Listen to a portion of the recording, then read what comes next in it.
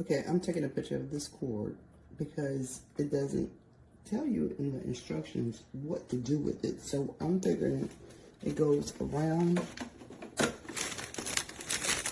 here. I'm sorry, to the back. And somehow, some way, I'm gonna have to get something to pin these two right here. But other than that, that's how it looks.